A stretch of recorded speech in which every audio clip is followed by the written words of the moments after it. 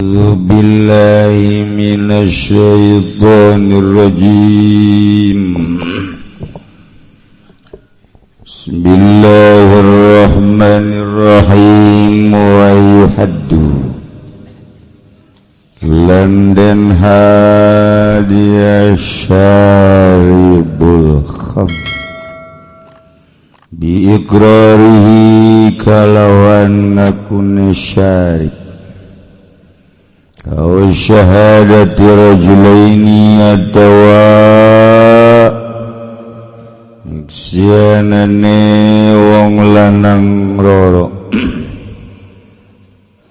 la dirihi khamrin warana kalawan ambon-ambon saja wa syukrin lan mendem wa gauin lan muntah wa yakilan cukup yahad fi iqrarin ing dalam iqrar wa syahadati anjaksani syaribah khamran kang membawa syarib ing saja wagila lan dan ujabakan abalapan yusyaratu dan syaratkan ya iqrar wa huwa alimun bihi mukhtarun alautawi syarib iku kang weruh bihi kalawan hatur kang karep dewe wala yuhadu hala zugrihi lan ora dan hadiah syarib ing dalam tingkah meneme syarib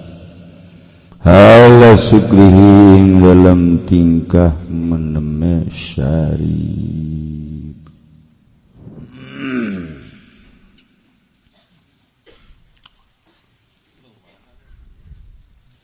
Urang ku Gusti Allah masih keneh dipaparinan panjang umur tur sehat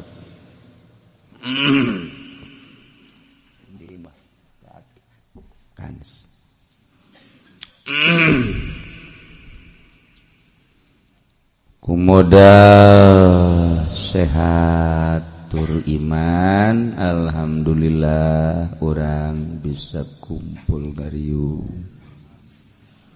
mongkok ngaronyok sakumaha biasa ngalaksanakeun thalabul nusanajan disagedengin urang dulur urang, tetangga urang, babaturan urang nu keur bulan Sya'ban milu jeung urang babarengan ngaji nyana kuari geus aya di ditu geus aya di lembur asli ieu makan ngumbarakeun aya nu hayang gegeraan balik ka ditu ku sebab hutang ambalaya. Aduh, atawa pabajikan marah bae. Aya geura ditu.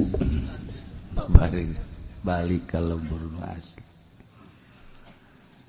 Di antarana ieu nu ku urang rek dipatihahan.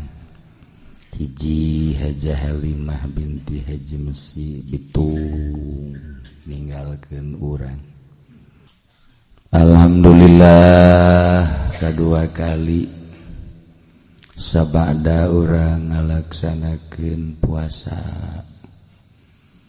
diakhiri ku lebaran ditungtungan deui ku mudik anu ka Jawa Timur nu ka Jawa Tengah nu balik ti dieu ka ditu sorangan ka dieu jadi limaan. Wah nambahan boga kontrakan mangis ngipas alhamdulillah ya rabbil alamin jadi pinuh deui kontrakan menang 3 bulan balik ka ditu teu ka dieu teu mayar atuh baca-baca jelema Nah iya urang karumpul deui nu di seberang Sumatera, Palembang, Medan. Alhamdulillah masih keneh ku Gusti Allah dipaparinan umur mah tur sahaluan urang bisa kapanggih deui kumpul deui. Mudah-mudahan puasa urang bener-bener jadi ganjaran. Ibadah-ibadah orang di jero bulan Ramadan benar-benar ditulis sebagai ganjaran. Sabada boboran orang mulayan deui nyieun lembaran nu anyar jang sampereun jaga.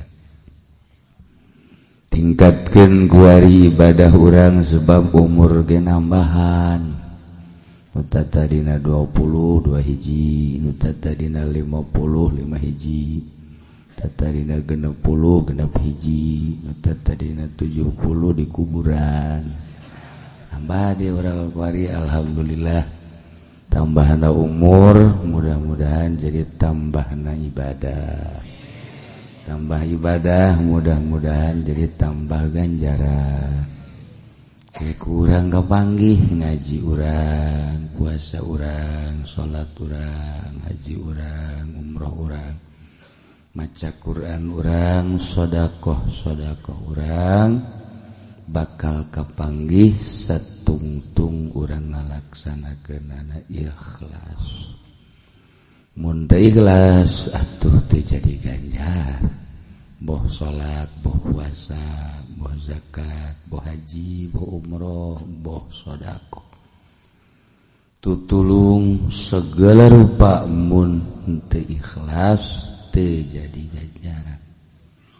Entak urang di pemerintahan keur mejehna ngabangun kapercaya urang jadi lurah, camat, jadi bupati, gubernur, kabelah dituna jadi presiden. Coba ge pagaweana ikhlas. Jadi lurah sing ikhlas digaweana. Anasana asana di pemerintahan yang anu ikhlas jasa bukhara jasa nu bantak hese neagan kiai nu ikhlas hese atuh kobo pemerintah ngan aya meureun hiji dua mah di pemerintah gen teu bok-brok kabeh di kiai gitu sarua. Geus urang mulayan tahun ieu mah coba aing ge deuk di ikhlas. Ikhlas teh ulah aya buatan salian lillahi ta'ala. Lillah buledkeun ka Allah. Salat oh ieu teh diparentah ku Allah karena parentah Allah. Teu aya dorongan-dorongan salian ti parentah Allah. Sugan ka parentah ku mitoha, sugan ku pamajikan, sugan ku guru, ku indung bapak. Hiji we Allah. Nu marentah zakat Allah. Geus atuh ka Allah. Ngazakat sia diperintah ku Allah. Jadi karena karena Allah. Ngaji kadorong ku babaturan aing geus ngaji bae ka Cilao ka aing cad aing isin teu meunang ganjaran teu meunang tah nu ngajina kitu paceuna aing mah kos kitu balik los ngaji ge teu meunang ganjaran ngan cek Imam Ghazali moal bisa sakaligus lalauna. Geus urang minggu ieu teh ikhlas, minggu hareup sugan setengah ikhlas. Ke minggu hareupna deui tah kitu. Ke kebal-kebal mah ikhlas, kos salat. Mimiti da mah sieun ka kolot. 2 kali sieun, 3 kali lah. Geus kolot-kolot aing. Ikhlas. Sedekah urang tah ka masjid hayang ka alam 1 juta. Yang kalem deh 2 juta, yang kalem deh 3 juta, yang nyawas itu pokoknya 1 juta, 10 juta, lu ikut deh yang kalem lah. Coba 100.000 ikhlas 100.000. Aing ikhlas dah 100.000. Hendak lawan boga duit 1 juta kembalian. Kembalian 100.000 ikhlas 50 kembali 50. Mulai sini sih. Kula dek jariah yeungan ikhlas 50 ribuan aya 100-an ada kembalian gini. Ya. Ikhlas sakit. Aing jerai ka masjid mah 50.000 ikhlas, tapi kalau ka jahe mah 1 juta ge ikhlas. Lain ikhlas teh mah rada kadorong ku hawa nafsu. Susuganan kan di jerona. Susuganan nyana ka aing daekeun. Jadi ada di balik udang, di balik susu teh mah. Nah, belajar ikhlas teh lain pagawean leutik. Lantaran sagede kiai nu udeng-udengna sagede roda beca. Oh gede amat. Vespa. Ikhlas hese ikhlas. Hanya wali-wali Allah lah anu bararisa ikhlas. Para solihin anu barisa ikhlas urang nuturkeun maranehanana dicoba urang usahakeun sebab nun teu ikhlas ban teu jadi ganja wajin kuku baget teu jadi ganja mukhlisina lahuddin. Nah ieu urang mulaian di Syawal ieu komo geus kolot mah kudu rajin merenung di imah. Awak babaturan sia mah geus ka kuburan. Sia ge pasti moal kebal. Panyakit di sia geus ambalaya. Huntu geus tinggal 2. Ceuli starorek. Mata neuleuh Quran mah geus teu kadeuleuh. Tapi nu lain Quran mah kadeuleuh. Quran mah dikisi naon cenah kaduit mah weuy dijauh kana. Insyaallah eta si mata blon-blonting ge mata. Nah, urang bandingkeun si anu mah babaturan sia nya nama paeh teh ku rajin salatna. Babaturan sia paeh ge tuh masjid nang nyana mushola nang nyana ai sia. Babaturan sia mah tuh si itu dibantuan ku sia, si anu bejana ditulungan ku sia ai sia. Coba mulai yanti ku hari masih keneh aya kesempatan. Nu geus mah salat ku salatna hayang kalem bae ku makhluk. Sedekah ku sedekahna hayang katangen bae ku makhluk. Cing coba mulaian coba ge. Mantak salat ti peuting gede ganjaranna ge lantaran eueuh nu neuleuh. Salat udang, mandi, wudu sorangan di kamar deuk hayang kalem ku saha? Hayang deuk hayang kalem ku saha? Ja hayang kalem kudu duaan, minimal duaan jeung batur. Sorangan mah teu bisa hayang kalem, sorangan mal bisa kecuali ujub. Udah aya batur bae. Mentak hayang kalem mah salat sorangan ge. Bo, ngahudangkeun, udang sia. Deuleuh aing ye.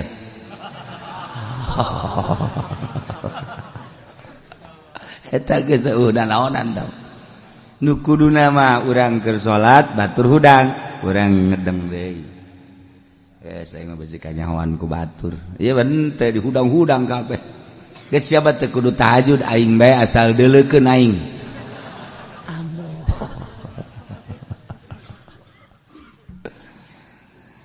Dah urang mulaian ku ari salatna ngajina sedekahna urang lempengkeun menuju ridho Allah Subhanahu wa taala. Urang keur ngabahas masalah asyribah minuman keras miras. Nuta tadina di Indonesia teh aman, nu mabok aya ge di pakotaan. Kadenge nu mabok teh di Grogol baheula. Kadenge mabok teh di Cililitan, terminal-terminal. Pusat-pusat perdagangan kuari di Kecamatan Marabok Ambalaya di desa. Ternyata di jero ibah urang nih. Bapana manteu anak. Balik ti Karang Bolong tuh bisa ditanya. Orang mabok, Masya Allah. Neku wakarep. Lamun di SD geus mulai mabok, SMP makaruh, SMA jelas. Negara urang kuari eker apung-apungan tepuguh ke arah, tepuguh arah deka mana? Lantaran gesekan-gesekanana pohara. Nah ieu calon-calon bupati nu kuari keur sarakola keneh nu marabok, engke kumaha nyekel nagara. Calon gubernur nu kuari jadi mahasiswa marabok, endeu kumaha engke nyekel nagara. Sakieu ge nu kuari nyarekel nagara rada deres oyag-oyagan nagara komo kahareu aya mau balik mabok mau balik nu ceramah kudu makadahar ektasieun dan naonna Masya Allah ceknya lamun teu ngadaro kitu teu pede atuh sia deuk ngasehatan saha goblok sia tah di akhir zaman mah Masya Allah jadi usaha tungtungna ka dakwah teh jadi usaha. Jula mun urang ngadenge sebagian PNS ge anu marabok Ambalaya paingan teu beres-beres. Aya sababaraha bupati anu sok mabok terbasuk gubernur. Pengamanan polisi jeung abrigna nu mabok Ambalaya. Atuh deuk kumaha geus kaditu kok aman-aman amat sih PNS mabok eueuh anu di penjara itu keneh polisi mabok ai lain pengedar mah kurang kadengen aja aman-aman bae kitu keneh nu lain-lain ge ku araraman bae lantaran teu dilaksanakeun jeung ditegakkeun Al-Qur'anul Karim satungtung tenegakeun hukum Allah cilaka nagara oyag-oyagan wa man lam yahkum bima anzalallah faulaika humul khasirun kafirun dan lain-lain sebagainya. Mantak orang bersyukur ka Gusti Allah di Indonesia masih keneh loba jelema nu ngararaji ikhlas pondok pesantren salafiyah nu ikhlas masyarakat nage sadar kalan ikhlas pemerintahanna ge lah teu ulah dianggap nu marabok menu balalener bae mudah-mudahan ikhlas ku ayana lobana jelema nu ikhlas alhamdulillah masih eksis kondusif aman mudah-mudahan negara urang bisa ngahiji polisina jeung abrina masyarakat jeung pamarentahna kiai-kiaina ngahiji ulah pasalia supaya bener-bener karasa ku urang kemerdekaan negara urang sehingga urang ibadah bisa tentrem bisa aman urang bisa maca Quran tamat deui ge aman urang atuh bisa sodakoh ngabangun masjid bushola majlis aman urang bisa darariuki ngararaji ku sebab aman ku aman-amanan kayak urang bisa kawin deui tenang eta mah urusan huru hara di imah malah leutik teh urang tik teh lain negara teh atuh lah paling ge peupeus piring gelas wajar kalau pas gitu wajar sapoe 12 piring pupus. Oh masalah. Boro-boro negara di iwah tangga merah ribut teu betah di imah tangga komo negara. Batak sekali deui urang ngadoa ka Gusti Allah mudah-mudahan Indonesia aman, Indonesia tentram, Indonesia kondusif sehingga urang ngarasa rineh tentrem loh jinau adem ayem ngeunah. Segala rupa geja kuat diaturna ku Allah mantak atuh ka Allah we urang bebeja mun aya naon-naon teh. Da ieu mah lamun urang ngalaksanakeun hukum Al-Qur'an ketika aya jelema mabok urusanana kumaha tadi negara. Nah ieu lah deuk diatur. Zaid ternyata horenganan mabok. Panggil sidang. Polsek manggil. Setelah dipanggil dibawa ke Polres, bawa ke kejaksaan. Sidang di kejaksaan untuk dinyatakan kebenaran mabokna. Heueuh jeung henteu bisa dua rupa.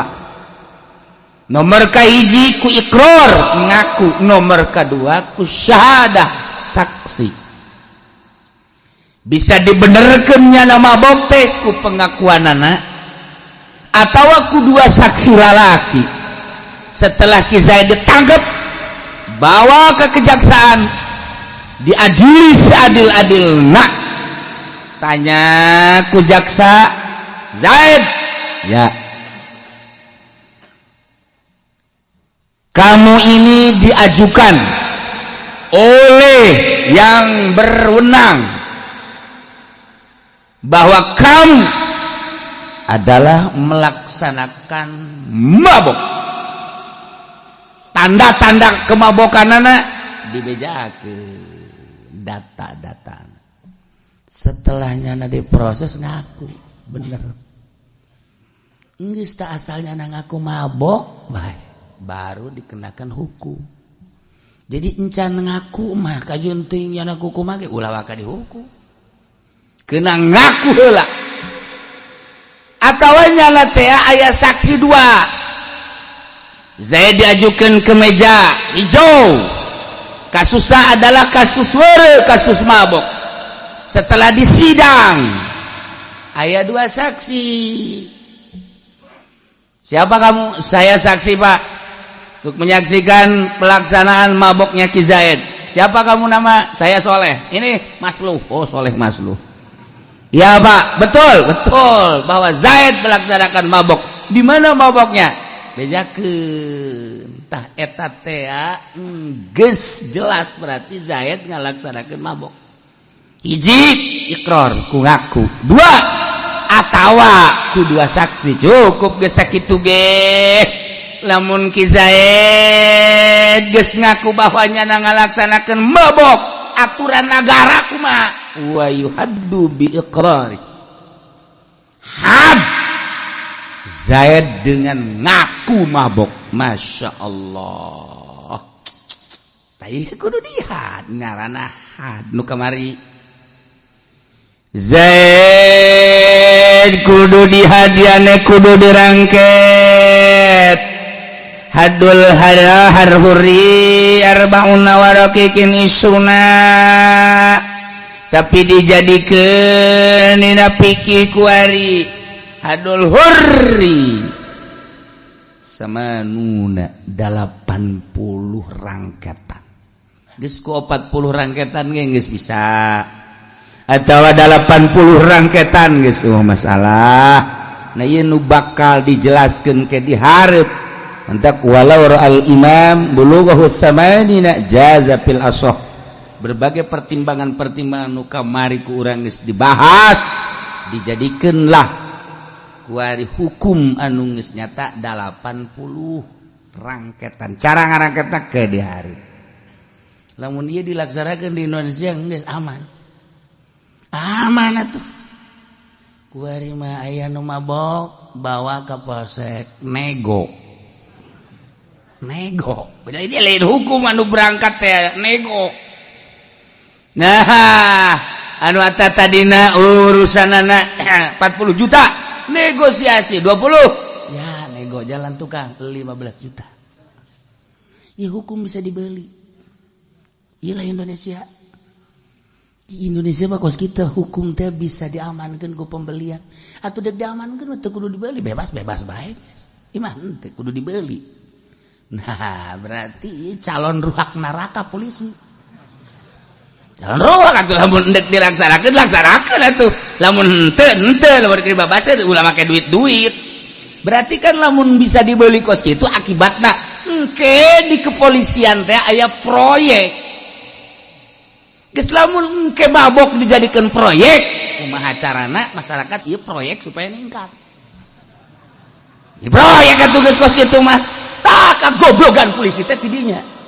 geus mah masyarakatna tolol bin goblok polisina nu goblok maksalahna goblok teh lainna naon nanganina make jadikeun proyek eta aing teu satuju saeutik-eutik acan aing mah sugan sabakatul hiber teu satuju jadi proyek tungtung nama hatuh lantaran sepi proyek di kecamatan teh pemasukan kan rada kurang maka kumaha carana si itu coba nyieun lah mata-mata proyek mata-mata mabok dijieun man ku aing mun ku aing dicaritakeun Indonesia mah bokbrokna ge bokbrokna di belah ditun bokbrok masih 2 jam ti bokbrok ka ditu bokbrok biasa tah aduh lamun urang geus teu ngadoa ka Gusti Allah deuk kumaha mantap urang doakeun mudah-mudahan polisi jadi jara ditasawuf kabeh siapa seuri lain amin goblok meureun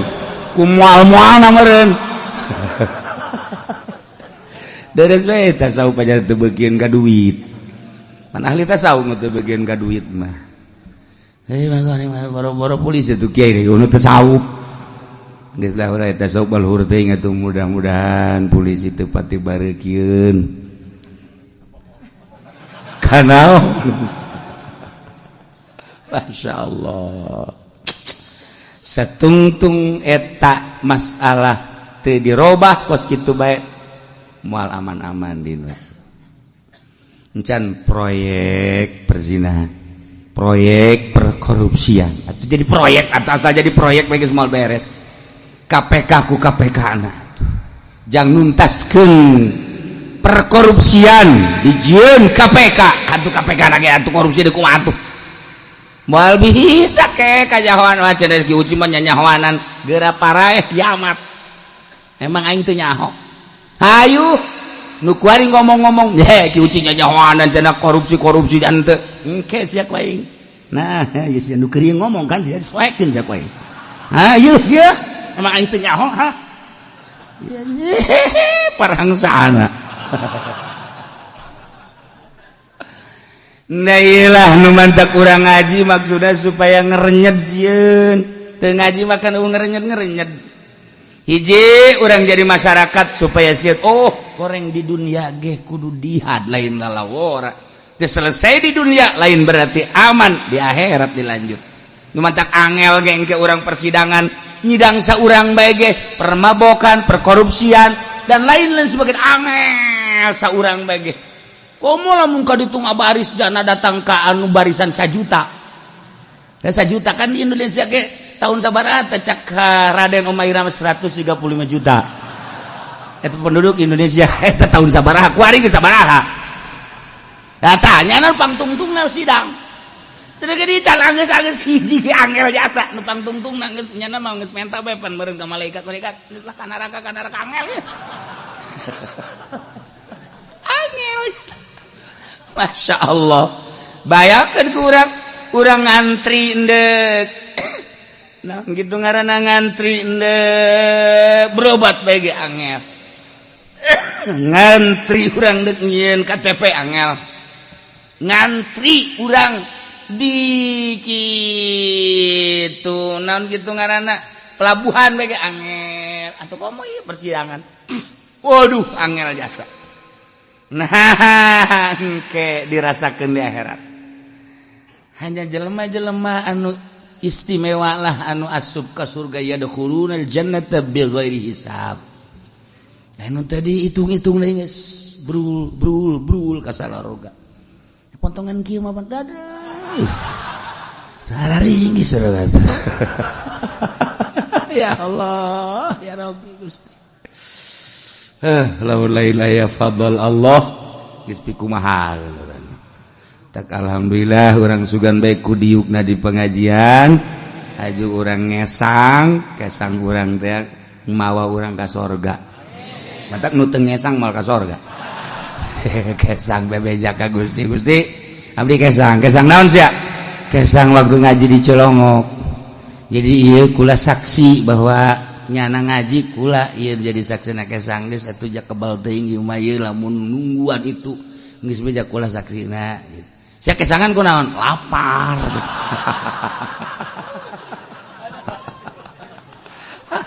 Kayak ditanya jaya anu untuk ngadengekeun ngaji kesangan bae di jero AC ge kesang saya nungudag-ngudag di jero majelis saya aman sakeun kolektor lah sakeun maldaekeun ka jero majelis mah yuhadu dihadzat sebagai pemabuk numantak dihad ku nagara bikrarihi lantaran ngaku bahwanya mabok had atawa had laki Zaid di syahadati rajulain ku saksi dua saksina lalaki kumaha lamun nyaksianana dua awewe terjadi kumaha lamun saksina dua awewe jeung hiji lalaki terjadi tetep bae dua lalaki awewe teu bisa jadikeun saksi. Kumaha lamun Zaid hanya sekedar kaambe bau anggur doang nu kos kieu adapun ngaku jan henteu saksi teu aya la birihi khamrin ulah dihad jeung teu meunang dihad ku nagara hanya sekedar bau anggur atawa Zaid gapanggih teh keur mabok saksi eueuh ngaku ge henteu teu meunang dihad atawa ki Zaid keur utah nah kapagi ku kanit nah ieu jelema utah ye bawa ka polsek teu bisa dihad sakadar utah sebab mungkin bae nyana utahna lantaran kulantaran naik mobil utah mobil beda kan bulak biluk aja leng ya orang kampung lah tuh kan ya atawa loba teuing dahar dangder utah sarua teu bisa dihad kadu kos kitu mah masyaallah orangana rapi di negara tuh lamun ieu dilaksanakeun masyaallah ku ari mah malah dilegalkeun kamari ieu marada deres masih keneh ilegal baheula salajan loba nu mabok tetep be sumput salindung ku ari mah kan dimimiti botol segede cingkir datang ka botol segede awak geus nyata-nyata dewe ku ari mah disumput-sumput masyaallah. Nah lamun aya nu mabok kemudian teu diadili engke bakalna RT dipanggil di akhirat lurah dipanggil camat dipanggil bupati dipanggil gubernur dipanggil engke terakhir Bapak RI 1 kunaon teu dilaksanakeun kok berat teu amat sih kalaksanakeun hukum Al-Qur'an mangkani nyaho hukum Al-Qur'an teh seperti kitu aju kuari diantep bae nah ieu pancena negara urang mah lain negara Islam negara demokrasi mayoritas Islam kunaon teu diterapkeun aya demokrasi mah teu ningali mayoritas teu ningali naon nu penting mah pokona mah aya kesamaan atuh kunaon teu boga niatan aya ngarobah Quran dibaca bahkan di musabakohkeun hanya dibaca doang mah teu nanaonan teu diterapkeun. Nah ieu mah ngan sakadar supaya nyaho bae engke ge RT digaji teu ngararaka jojong. Nah ieu nu bakal bahaya. Ieu keluarga sakadar kabeja doang. Ai kiai ka bae atuh teu aing mah. Pan ngeunah bae aja atuh aing mah nagara lain naon lain. Emang ngabejaan. Mantap ke di akhirat panggil aja uci. Siap bos. Nah itu yang tenang.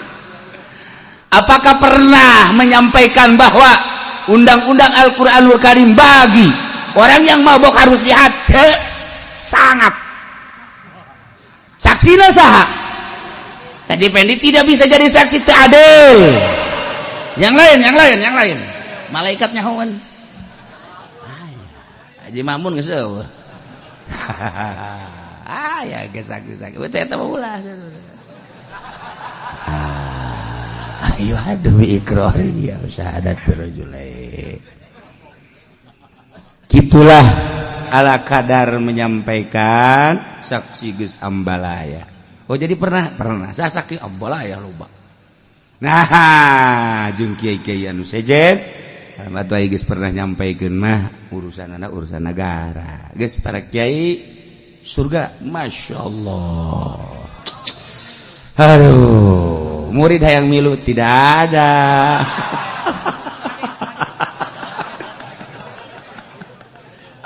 Dipilih heula tetap. Pilih. Wa yafi iqrarin cukup hadina pengakuan cukup jangan syahadatin yang saksi syaribah khamran nu nyaksian kana nginumna Ki Zaid sebagai pelaku nginum khamar cukup bae maksudna kumaha ye teu kudu diperinci-perinci. Zaid setelah diproses ternyata dalam proses sanana teu kudu hese beleke nyana ngaku ya Pak saya mabok Pak henteu kudu dirinci mabokna iraha kemudian mabok minuman naon mun obat kitu pel naon meulina di saha kemudian gitu di mana henteu kudu geus cukup Zaid mabok Zaid bae teu kudu diperinci mabok mapelna naon ieu magadon yureib atawa gitu ekstasi atawa naon geus teu kudu mabok atau minum naon bir nyana vodka mensen dan lain sebagainya nyana teu kudu ngaku bahwa nyana mabok geus teu kudu meulina di saha ieu kemudian iraha nah teu kudu nyana bae geus sebab nyana nu katewak nyana bae masyaallah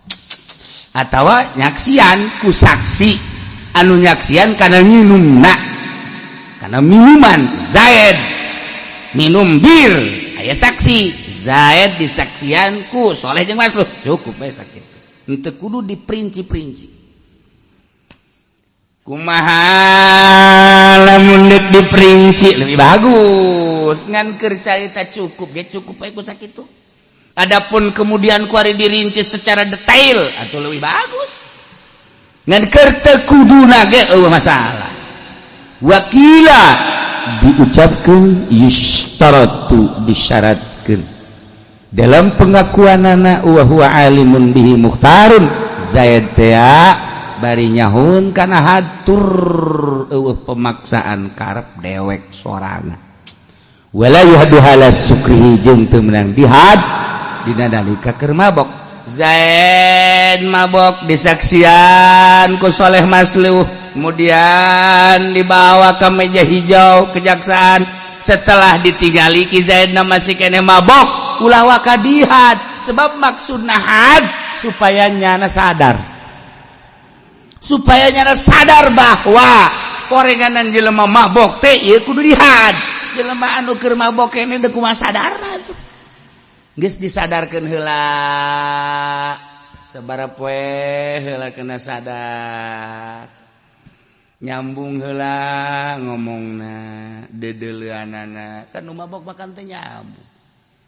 Setelah engke geus nyambung sadar karak hukum dikenakeun sebab maksudna supaya tobat geus kulantaran nyana mun keur mabok ieu pangaruhna naon moal bisa tobat keur teu nyahona naon maka teu meunang dilaksanakeun had ketika mabok geus dilaksanakeun had geus sadar sadarna tina mabok. Mudah-mudahan anak incu urang dijauhkeun tina mabok. Mudah-mudahan tetangga urang dijauhkeun tina penyakit mabok. Dulur urang, kawah urang dijauhkeun tina penyakit mabok. Terutama urangna mudah-mudahan dijauhkeun tina mabok. Bangsa Indonesia mudah-mudahan dijauhkeun tina penyakit mabok. Sehingga aman, polisi teh sebeleke, urang sebagai kolot naga aman di negara jadi tentram. Wa sautul hudud wallahu a'lam. Billahi minasy syaithanir rajim. Bismillahirrahmanirrahim. Al-ma'na al-ijmali utawi ikilah iki ku makna kang bangsa Indonesia. At-tahlilul lafzi utawi ikilah iki iku urayan kang bangsa lafaz. Nah Najasyi ya akhbar Rasul. Tegese ngawartakeun sapa Kangjeng Rasul bimautihi kalawan maut Najasyi. Fil yaumil ladzi mata fihi ing dalam dina kang mati Najasyi fihi ing dalam ladzi atau yaum. Wa Najasyi lan utawi Najasyi laqabun iku laqab julukan likulli man mulika minal habsati kadue saban-saban wong kang den dadekaken raja Yaman saking negeri Habsah. Jadi dinasti Najasyi, dinasti Kisra, dinasti Kaisar teh. Semoholan utawi arane Najasyi mah iku Ashama. Bilugatil Habsah kalawan nganggo lugat atau bahasa negeri Habsah wahwa dan utawi Ashama bil Arabiyah kalawan nganggo bahasa Arab ma'atiyah iku atiyah. Atiyah lamun make bahasa Arab mun make bahasa Habsah na Ashama. Os urang bae mun make bahasa Sunda dangdeur. Lamun make bahasa Kampung Melayu singkong. Lamun make bahasa Bandung sampe. Mun make bahasa Inggris tinggal sia. Gulun mun make udah zaban-zaban wong mata ka malaka ka ngarajaan Yaman al-Habsah ing negeri Habsah yuqalu lahu Najasyi. Maka dinarani kada manapa Najasyi. Wa man mulika minal muslimin amirul mu'minin. Anu bawang kang den dadekaken raja Yaman saking muslimin kabeh iku amirul mu'minin. Minal muslimin dardina wong kang muslim di negara berbagai negara secara umum ia adalah amirul mu'minin. Aman malakalan utayamun mulika utawi wong kang den dadekaken raja manal farsa ing versi Kisra iku Kisra. Waman mulika lan utawi wong kang den dadekaken raja Yaman rumah ing Rum Herakla iku Herakla ala suab kaya Herakla al-Qaisaru dendenan al-Qaisaru yaitu Kaisar. Herakla model Raja Rum, Herakla ditulis di handap al-Qaisar.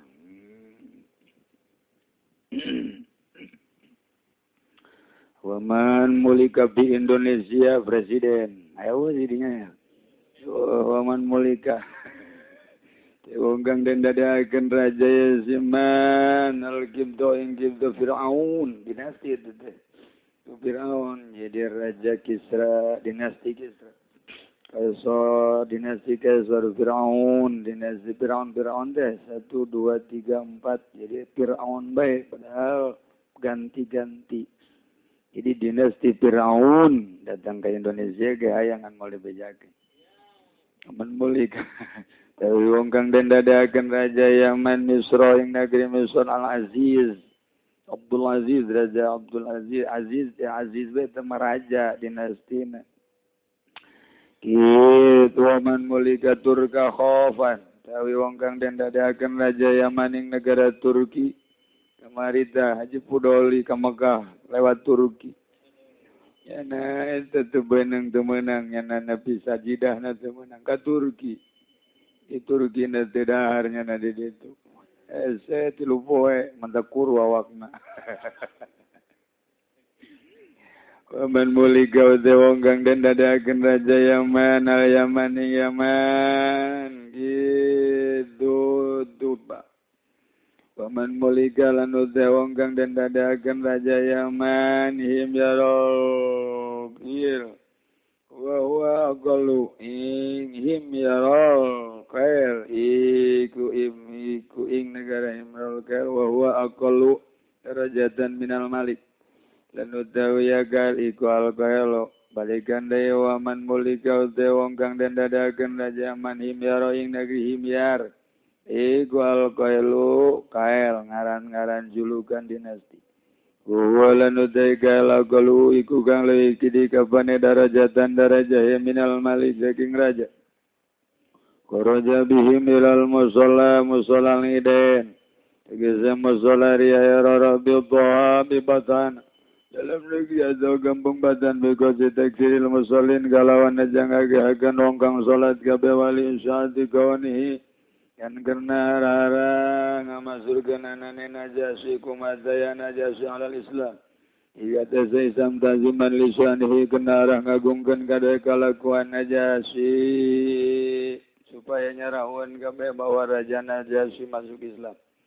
Baru alaihi arba'an arba' takbiratin tegasing papat saga takbiran yuqra wa maca kanjeng Nabi yuqra wal Fatihah ing Fatihah badal ula ing dalam sausana takbir kang awal sallallahu maca selawat kanjeng Nabi ala Nabi eta kanjeng Nabi badal saniating dalam sausana ka takbir kang kaping 2 kanjeng Nabi maca selawat ka kanjeng Nabi Allahumma sholli ala sayyidina Muhammad biasa gitu sarua bisa nu nanyakeun Taki Allahumma sholli alayya ento Allahumma sholli ala nabi isumi Abdul Razak ya dolan ngadoa kanjeng Nabi lil ketika demat pada zalizah dalam zauzana takbir kang kabing 3 wa yaqululan ngucap kanjeng Nabi pada rabiah dalam zauzana takbir kang kabing 4 ing lapad Allahumma la tahrimna ajrahu wa la taftinna ba'dahu waghfir lana wa lahu. Suma yusallimu kali uruk salam kanjeng Nabi. Allahumma ya Allah la tahrimna ajamun kentuan ingsun sada ing ganjaran najasi mayit maksud. Wala tafkina lan ajamitna tuan ingsun sada badaw dalam sausana maut mayit. Waghfir lana lan muga ngampura tuan kada ingsun sada walau lan kada mayit. Ikul hadis wallahu a'lam bissawab.